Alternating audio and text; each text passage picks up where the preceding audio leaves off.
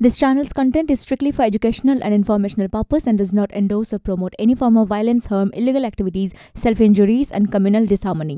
BJP নেতা কৌস্তব বাগচিকে ঘিরে বিক্ষোভ। টিটাগড়ে কৌস্তব বাগচিকে গো ব্যাক স্লোগান। বিজেপি নেতা কৌস্তবের গাড়ি ভাঙচুরের অভিযোগ। বিজেপি নেতার গাড়ি ভাঙচুরের ঘটনায় রিপোর্ট তলব নির্বাচন কমিশনের।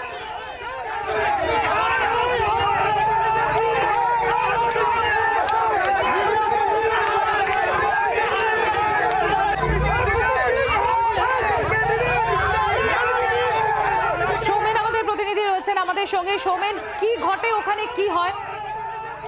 দেখো, বিজেপি নেতা কৌস্তব বাগচি তিনি যখন old Kolkata road Titagarh booth number 122 এবং 124-এর সামনে জমায়েত হয়েছে শুনে এই খবর পেয়ে কিন্তু তিনি যখন ঘটনাস্থলে যান এবং তিনি গাড়ি থেকে নামার পরেই কিন্তু তৃণমূল সমর্থকেরা তারা কিন্তু তাকে ঘিরে বিক্ষোভ দেখাতে থাকে এবং গো ব্যাক স্লোগান দিতে থাকে।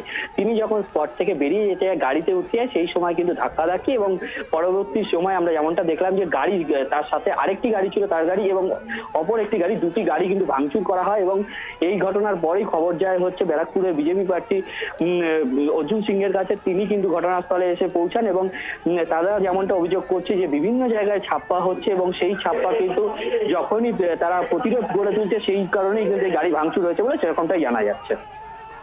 ধন্যবাদ সৌমেন। কৌস্তব বাগচি এবং অর্জুন সিং তারা কি বলছেন গোটা বিষয়টি নিয়ে তুলে ধরবো আপনাদের সামনে। অভিযোগ আসছে এইখানে, বারংবার অভিযোগ আসছে বুথ জ্যাম করার, সমস্ত 28 টাকার পাউচের এফেক্ট, সব মুখে গন্ধ, এখানে সমস্ত এখানে দাঁড়িয়ে অশান্ত করার চেষ্টা করছে। ভোটারদের ভোট দিতে দেওয়া হচ্ছে না তৃণমূলের তরফ থেকে, জায়গায় জায়গায় অশান্তি করা হচ্ছে 16, 17, 18 নম্বরের বিভিন্ন জায়গা জুড়ে এরা এখানে এই জিনিসগুলো করছে। মানুষজনকে ভোট দিতে দিচ্ছে না, হিন্দুদের বাড়িতে গিয়ে ভয় দেখানো হচ্ছে, সমস্ত জায়গায় এই জিনিস হচ্ছে। গরম হলে অনেক গরম করে দেওয়া যেতে পারে, ইলেকশন কমিশনকে বলবো এটাকে বন্ধ করো, এটা করলে ভালো না। कौस्तुभ बागची के ऊपर हमला हुआ, उनका गाड़ी तोड़ दिया गया, वहाँ लोगों को वोट देने नहीं दिया जाता, वो पहुँचे हैं, वहाँ पर ये हुआ।